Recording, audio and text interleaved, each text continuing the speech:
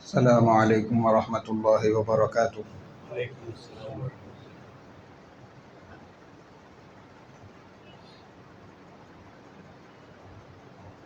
الحمد للہ نحمده ونستعینه ونستغفره ونؤمن به ونتوکل علیہ ونعوذ باللہ من شرور انفسنا ومن سیئات اعمالنا من يهده الله فلا مضل له ومن يضلله فلا هادي له ونشهد أن لا إله إلا الله وحده لا شريك له ونشهد أن سيدنا ونبينا ومولانا محمدا عبده ورسوله أما بعد قال النبي صلى الله عليه وسلم لكل قوم عيد وهذا عيدنا أو كما قال عليه الصلاة والسلام۔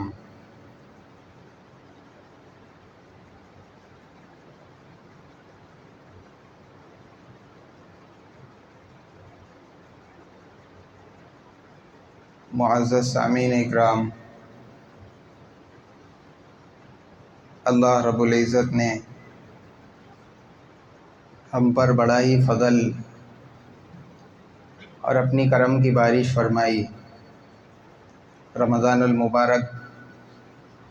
کا بابرکت مہینہ ہم سب کو عطا کیا، اور پھر اس کی رحمتوں سے، اس کی مغفرتوں سے اور آگ سے خلاصی کے پروانوں سے امت مسلمہ کو نوازا۔ یہ اللہ رب العزت کا مسلمانوں پر، امت مسلمہ کے اوپر بہت بڑا فضل اور اس کا ایک انعام ہے۔ اور پھر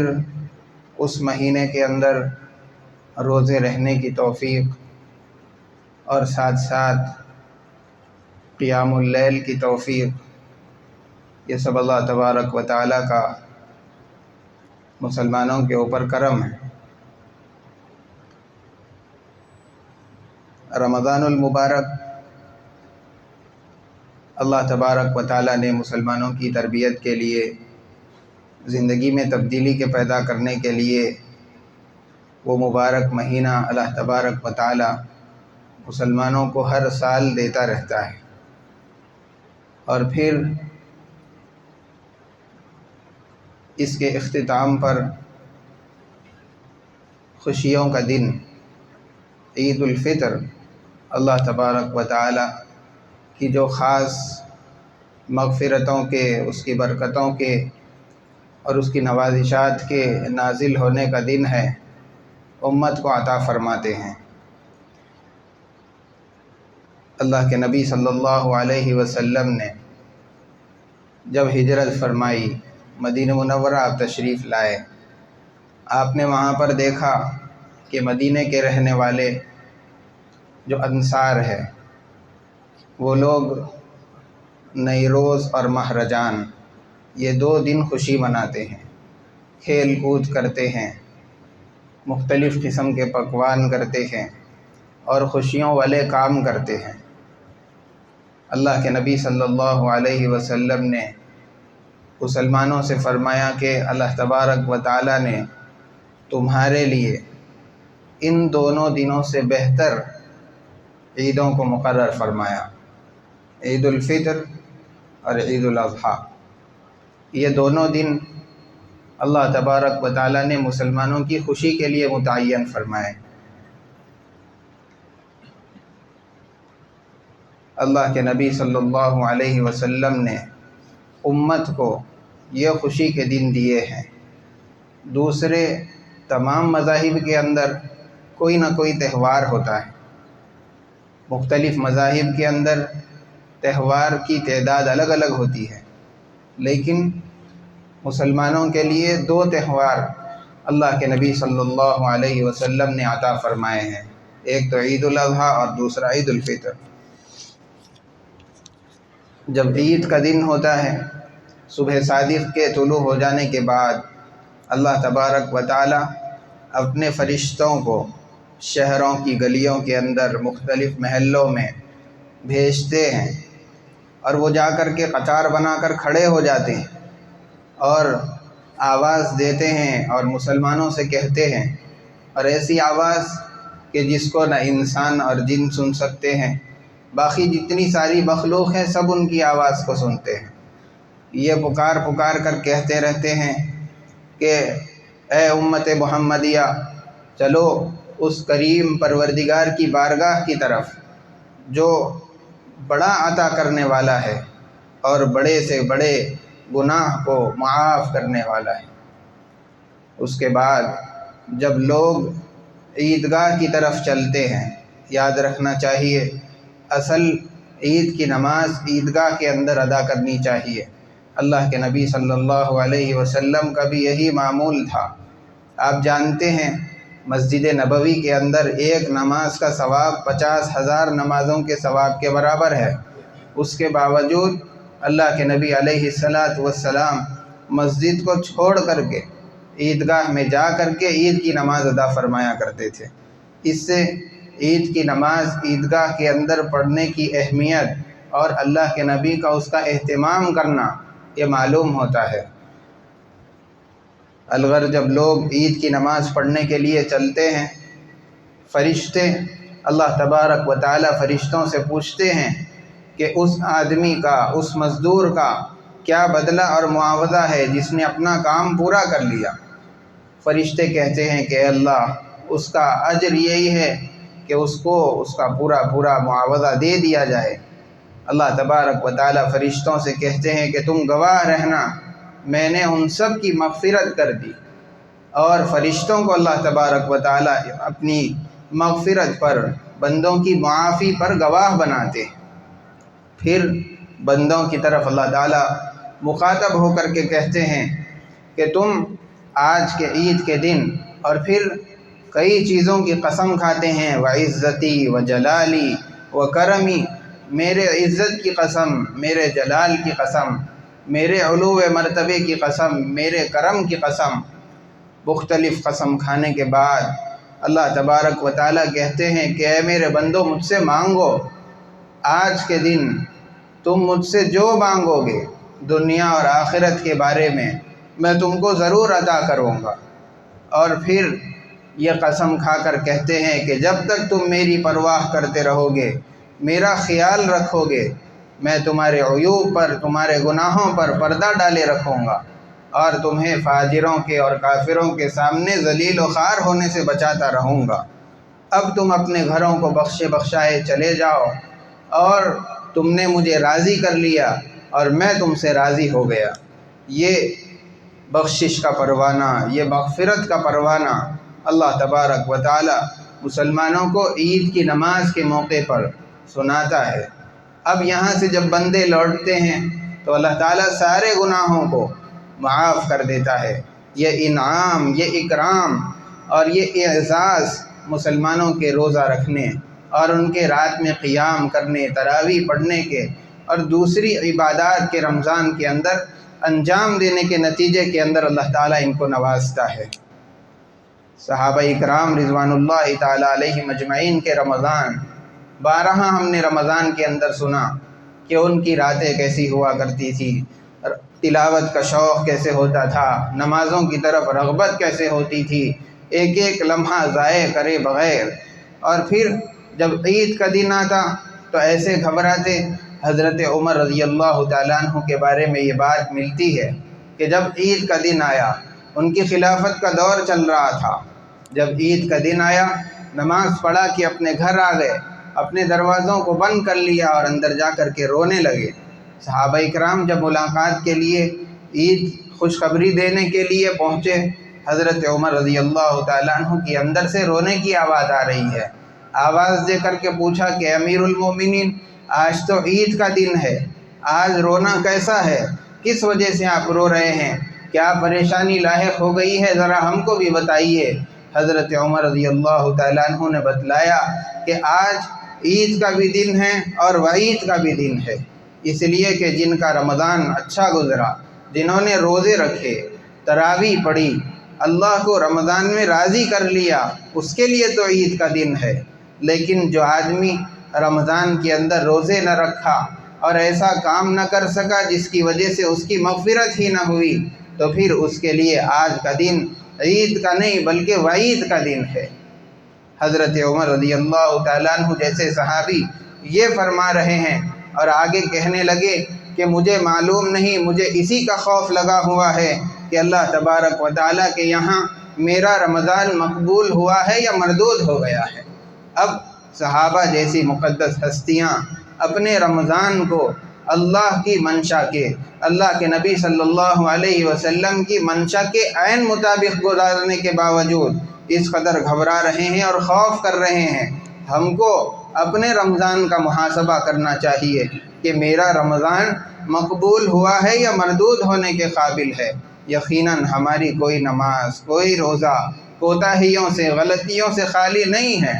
اسی لیے آج کا یہ دن اللہ تبارک و تعالیٰ نے دیا ہے تاکہ اس کے ذریعے سے جو رمضان میں کوتاہیاں وغیرہ ہوئی اس کو معافی تلافی کرنے کے ذریعے سے معاف کرا لیا جائے، اللہ سے اپنی بخشش کروا لی جائے۔ اللہ تعالیٰ نے یہ عید کا دن عطا فرمایا، اور پھر رمضان کا مقصد انسان کی زندگی کے اندر تبدیلی اور تقوی کا پیدا ہونا۔ انسان کی زندگی میں رمضان سے پہلے جو گناہ تھے، جو معاصی تھے، نافرمانیاں تھیں، اللہ کی حکم عدولیاں تھیں، وہ ساری کی ساری چیزیں زندگی سے نکلے اور زندگی میں تبدیلی آئے۔ اب تک اللہ کا حکم چھوڑتے تھے، اللہ کے فرما برداری زندگی کے اندر آئے، نبی کے طریقے چھوڑتے تھے، اب نبی کے طریقے زندگی کے اندر آنے شروع ہو جائیں۔ دین کے راستے کو چھوڑ کر بے دینی والا راستہ اختیار کیے ہوئے تھے۔ رمضان میں تربیت کی گئی،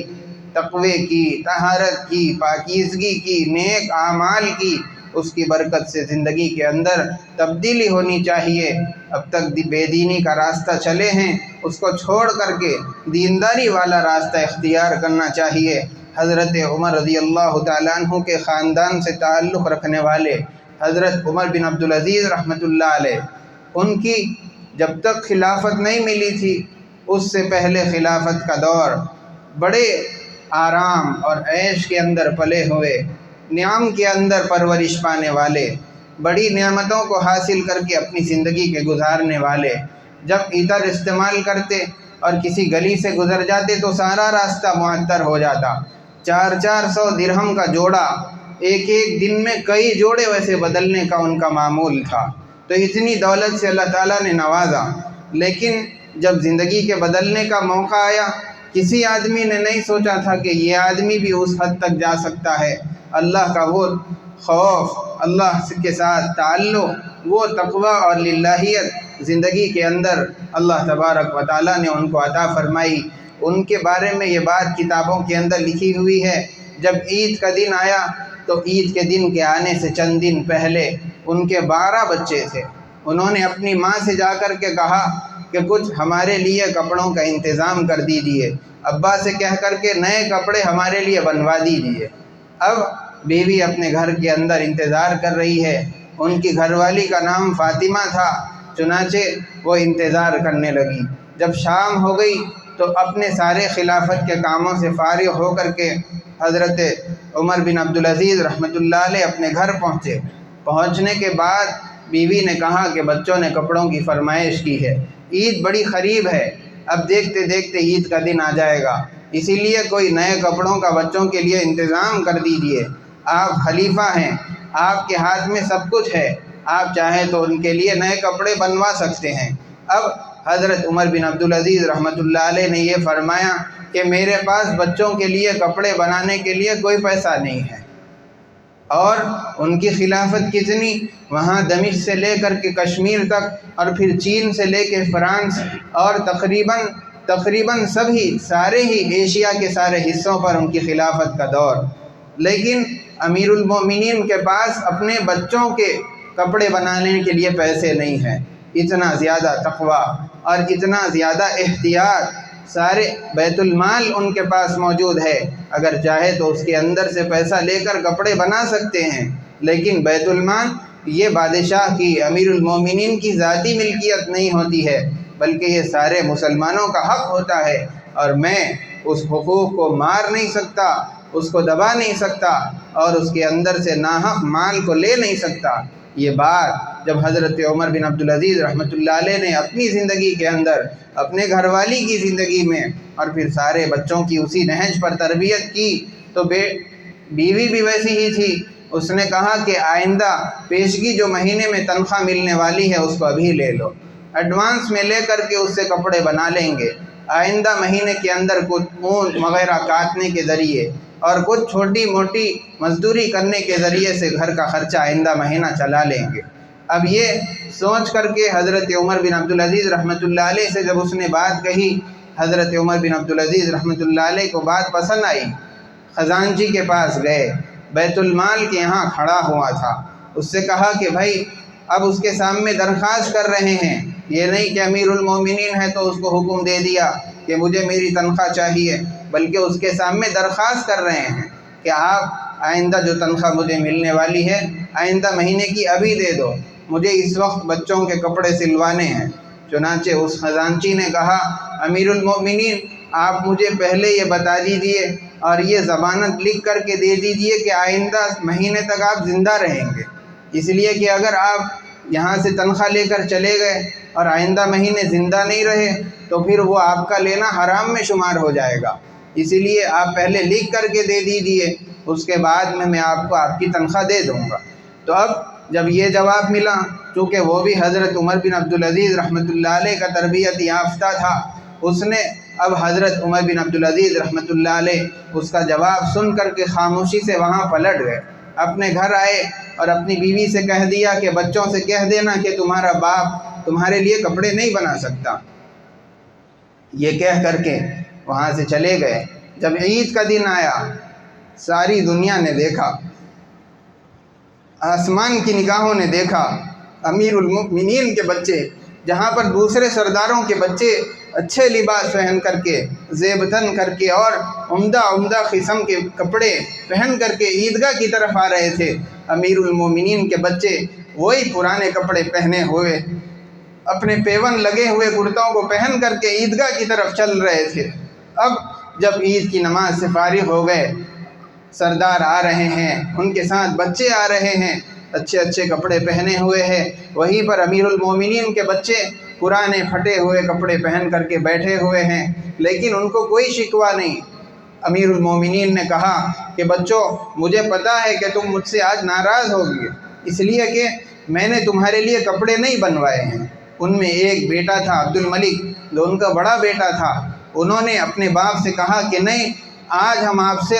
ناراض نہیں ہیں، آپ سے کوئی گلہ شکوہ نہیں ہے، اس لیے کہ آپ نے ہمارے سر کو آج فخر سے بلند کر دیا اور حرام لینے سے آپ نے اپنے ہاتھ کو روک لیا ہے۔ اب یہ ساری ملاقاتیں ہو کر کے جب گھر کے اندر آئے تو انہوں نے دیکھا کہ بچیاں آئی ہوئی ہیں، ان کو خوشخبری دی، عید کی مبارکبادی دی، لیکن ساتھ میں اپنے منہوں کو اپنے کپڑوں سے ڈھانپ لیا ہے اور اپنے منہ پر ہاتھ رکھے ہوئے ہیں۔ بچیوں سے پوچھا کہ کیا وجہ ہے اپنے منہ پر ہاتھ رکھ کر کے بیٹھے ہوئے ہو؟ چنانچہ بچیوں نے بتایا کہ آج گھر کے اندر کھانے کے لیے کوئی چیز نہیں ہے، صرف ایک روٹی تھی اور پیاز تھی، تو ہم نے روٹی اور پیاز کے ذریعے سے اپنی پیٹ کی بھوک کو بجھا لیا ہے۔ تو یہ حال جس وقت زندگی میں تقویٰ پیدا ہوتا ہے، جس وقت زندگی کے اندر اللہ کا خوف، اللہ کا تعلق، دین پہ چلنے کا جذبہ انسان کی زندگی میں آتا ہے، تو پھر وقت کے خلیفہ ہو جائے، زمانے کے بادشاہ بن جائے، پھر بھی اللہ کا خوف ہونے کی وجہ سے کسی بھی آدمی کا حق نہیں مارے گا، زندگی کے اندر حرام لقمہ پیٹ کے اندر جانے نہیں دے گا، غربت کی زندگی کو پسند کرے گا، لیکن غلط راستے پر چلنا یہ اپنے آپ کے لیے بھی پسند نہیں کرے گا اور اپنی اولاد کے لیے بھی اس کو گوارا نہیں کرے گا، بلکہ زندگی خود کی بھی تقوی پہ ڈالے گا، اور پھر ساتھ ساتھ جو ماتحت اولاد ہے، گھر والی بیوی ہے، ان سب کے لیے تقوی کا راستے کو اختیار کرے گا اور اسی کو پسندیدہ قرار دے گا، اس لیے کہ یہ غربت کی زندگی دنیا کے اندر ختم ہو جائے گی، لیکن جو آخرت والی زندگی ہے، تقوی طہارت کی زندگی، اگر دنیا میں اختیار کرے گا، دنیا میں بھی کامیابی ملے گی، آخرت کے اندر بھی اللہ تبارک و تعالی کامیابی عطا فرمائیں گے۔ اسی لیے رمضان کا سب سے اہم پیغام یہ ہے زندگی کو بدلنا، دیندارانہ زندگی اپنی شروع کرنا، اور جو زندگی گزر چکی ہے اس کو چھوڑنے کے پورے عزائم کریں، دیندار زندگی کے اختیار کرنے کے ارادے کریں، توبہ اللہ کرے، گناہوں پر معافی مانگے، اور تقوی اپنی زندگی کے اندر پیدا کرنا ہے۔ اللہ تبارک و تعالی ہم تمام کو عمل کی توفیق عطا فرمائے۔ اب چونکہ نماز، عید کی نماز سال میں 2 مرتبہ پڑھائی جاتی ہے، اس کے اندر ہو سکتا کہ غلطی ہو جائے، طریقہ بتا دیا جائے گا، پھر نماز شروع ہو جائے گی۔ سب سے پہلے آدمی جب صف بنا کر کے کھڑے ہو جائے، نیت کر لے کہ میں 6 زائد تکبیرات کے ساتھ امام کے پیچھے عید کی واجب نماز 2 رکعت، میرا منہ کعبہ شریف کی طرف، اور عید کی نماز پڑھ رہا ہوں۔ اس طریقے سے جب نیت کرنے کے بعد آدمی کھڑا ہو جائے گا، 1 مرتبہ اللہ اکبر کہیں گے، ہاتھ باندھ لیں گے، اس کے بعد ثنا پڑھیں گے، پھر 1 مرتبہ اللہ اکبر، اب ہاتھ چھوڑ دینا ہے، دوسری تکبیر میں ہاتھ چھوڑ دیے جائیں گے، پھر تیسری تکبیر جب کہیں گے پھر ہاتھ چھوڑ دینے ہوں گے، اب چوتھی تکبیر میں کہہ لینے کے بعد ہاتھ باندھیں گے، پھر امام صاحب آگے سورہ فاتحہ اور ضم سورہ یہ ساری چیزیں پڑھ لیں گے، رکوع ہو جائے گا، سجدہ ہو جائے گا، پھر دوسری رکعت کھڑی ہو جائے گی، پھر اس کے اندر سب سے پہلے سورہ فاتحہ اور سورہ اس کے ساتھ ملا لیا جائے گا۔ رکوع میں جانے سے پہلے اللہ اکبر کہنا ہوگا، ہاتھ اٹھا کر کے چھوڑ دینا ہے۔ یہاں پر بھی 3 زائد تکبیرات، 1 مرتبہ کہا چھوڑ دیا، دوسری مرتبہ پھر کہا اللہ اکبر، پھر چھوڑ دیا، اور پھر تیسری مرتبہ اللہ اکبر کہہ کے چھوڑ دیے، چوتھی مرتبہ جب اللہ اکبر کہیں گے تو ہاتھ اٹھائے بغیر ہی رکوع کے اندر چلے جانا ہے، پھر رکوع کر لیں گے، سجدہ کر لیں گے، اس طریقے سے سلام پھیریں گے اور نماز پوری ہو جائے گی۔ پھر اس کے بعد خطبات وغیرہ ہوں گے، دعا ہو جائے گی، سب اعمال ہو جائیں گے۔ چلیے اب سب بنا کے کھڑے ہو جائے۔